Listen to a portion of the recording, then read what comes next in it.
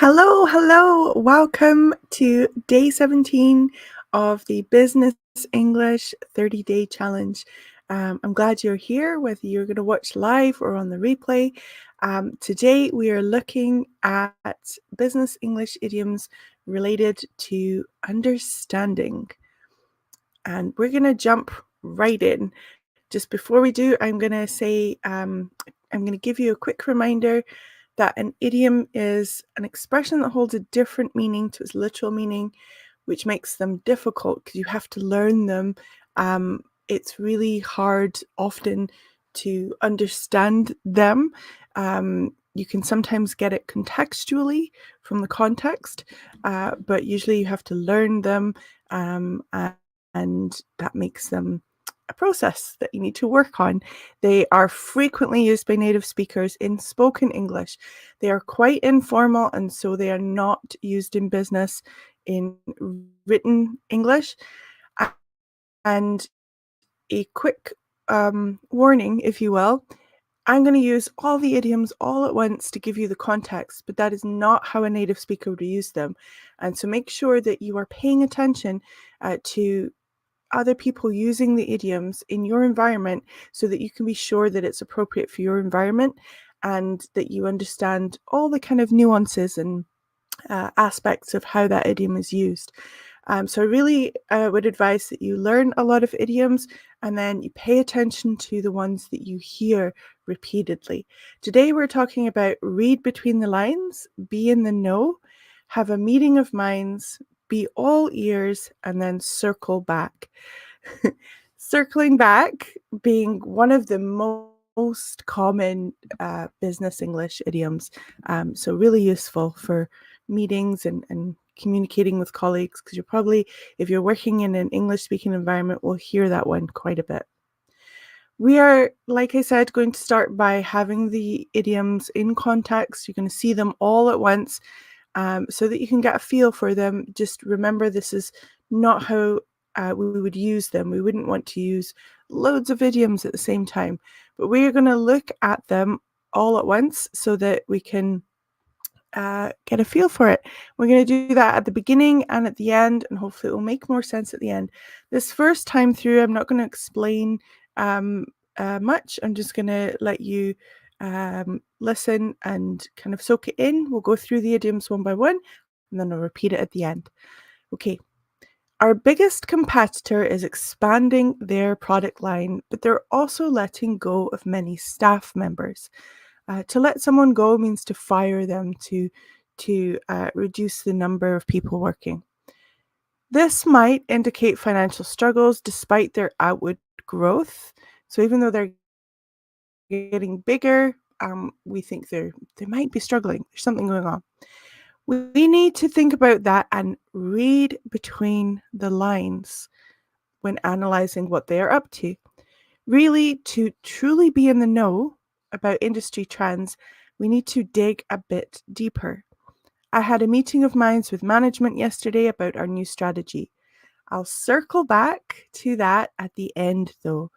Right now, I'm all ears for your ideas. Okay, so that's all the idioms all at once, but let's start by looking in detail at this one, read between the lines. When the manager said the project was under review, I read between the lines and realized it was being cancelled. You have to read between the lines to understand what the author truly means in the novel. Okay, so read between the lines means to understand a meaning that is not stated directly. There's the truth of what is said directly, and then there is that you infer. So we can talk about interpreting, inferring, understanding the subtext. So you can understand the minor message, or sometimes it's quite an important message, the message that's hidden and not said directly. So in that example here, the manager said the project was under review. Now, the direct message being stated is that we are reviewing how this project's going. But the person can understand the hidden message that it's not going well, and it's probably going to be stopped or cancelled. Okay, so read between the lines of a message, a conversation, or what someone says. Can you recall a time when you had to read between the lines to understand someone's true intentions? Now, some of these prompts are quite personal, and so I completely understand if you'd like to practice writing them out or speaking with them on your own. But if you feel like it and you can think of an example that's not too personal, it would be really great to practice by putting them in the comment section and just have a go at using the idiom immediately. Okay, to be in the know. She has an open door policy and good working relationships, so she's always in the know about recent progress. Okay, an open door policy means that a manager always leaves their door open, literally, or if it's not literally, then it means that they are accessible and they are available to answer questions or to have a conversation with the people that they manage. So someone with an open door policy is someone where you don't need to book a formal meeting or you don't struggle to get access to them. So a manager with an open door policy is someone who is constantly communicating and available to answer questions. So because she has an open door policy, she's always in the know about what's going on. Okay, the second one. If you want to be in the know about the latest tech trends, you should follow this blog. So to be in the know means to have information about something that people do not know. So you are informed in some way because you have proactively sought to be informed. So we can talk about being informed, being aware. Be privy to is the more formal expression of that. So these idioms are informal, and I'll sometimes try and share with you what are more formal ways of saying it. So be privy to, very, very formal. We often use that one in the negative when we are complaining that someone didn't share information with us. We say, what? They've cancelled that meeting? I wasn't privy to that. I didn't know about that. I wasn't in the know. So we can be in the know about something. We can keep someone in the know. We can stay in the know. How do you stay in the know about industry developments? For me, I like to stay in the know by following the big giants of the industry and seeing what they are talking about. So things like the British Council and Cambridge University, I like to follow them to stay in the know about the research that they are doing or the way that the field of English learning is changing. How about you? How do you stay in the know about industry developments? Do you follow people online? Do you read research papers? What's your process for staying in the know? Okay, to have a meeting of minds. After hours of discussion, the team finally had a meeting of minds on the project plan. The negotiations were successful because both parties had a meeting of minds. This is one of those idioms where you can take a guess at it and probably arrive at this idea that it means to reach an agreement or mutual understanding. Your minds meet, they come together. So we can talk about reaching an agreement, coming to an understanding, finding common ground. If you go way back to the idioms we studied at the beginning of the challenge, we talked about being on the same page. So yeah, being in agreement. So have a meeting of minds on, about, or regarding. Can you share an example of a time when you had a meeting of minds with a colleague where you both agreed, came to an agreement about something? Okay, this one, to be all ears. This is very informal, but it is very common. And it's certainly used in a professional context, but it's informal. When she started explaining the new strategy, I was all ears. Tell me about your new idea. I'm all ears. Okay, what does it mean to be all ears? Well, it just means to be really ready and eager to listen. Again, be careful, it's very informal, but yeah, like I said, certainly well used. So it means to listen attentively, be attentive, be receptive. So those synonyms would be the more formal version, but we can certainly use this in a professional context, just being aware that it's informal. So we can be all ears for something or somebody, or we can talk about Oh, yes, go ahead. I'm all ears. I'm all ears when you're ready. So here's a prompt for you. How can you tell if someone is genuinely all ears? Um, so how can you tell if somebody really genuinely wants to hear what you're saying and is attentively listening? For me, I used to think that someone is genuinely all ears if they're maintaining eye contact. But that was when I was much younger. Now I realize, goodness, some cultures do not encourage eye contact, and people who are neurodivergent are not often wanting to maintain eye contact. So I feel like eye contact doesn't indicate whether someone is genuinely all ears, but I feel that body language does. So is the person facing you? Have they stopped what they're doing? Those two things would indicate to me that they're genuinely all ears. They're attentively listening. Okay, this one, to circle back, if you are on social media, things like Instagram and so on, you've probably, if you follow a lot of business people who are native speakers, you might have heard them complaining about this one. Native speakers like to complain about to circle back because it's so commonly used in the workplace that it feels like, oh, here's a professional conversation.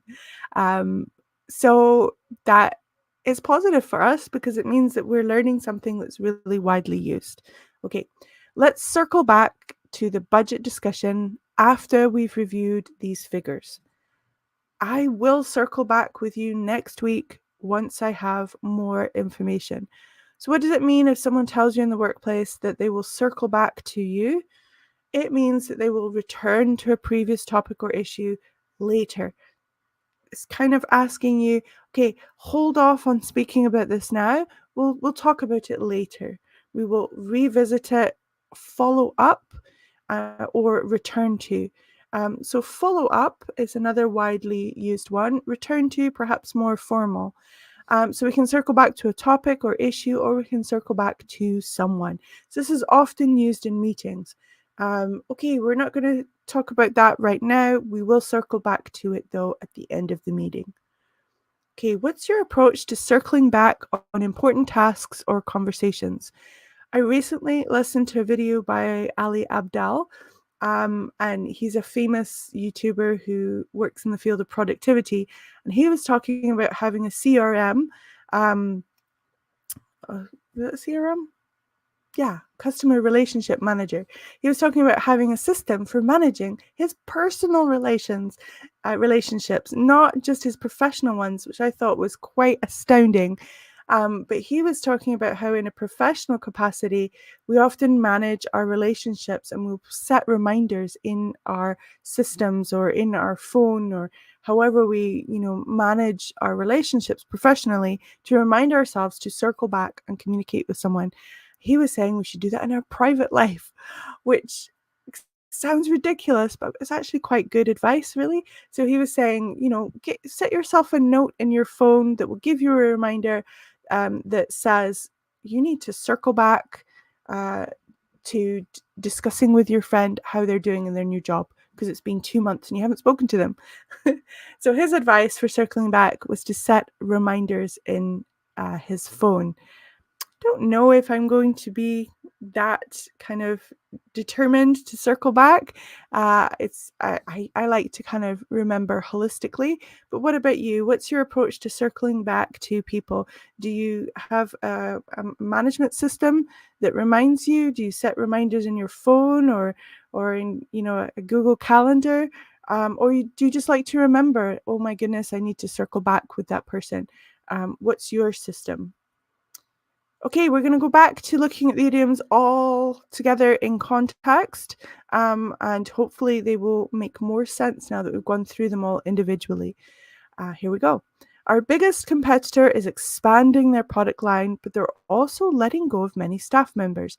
This might indicate financial struggles despite their outward growth. We need to think about that and read between the lines. So we need to understand the subtext or the hidden message in what's going on with them.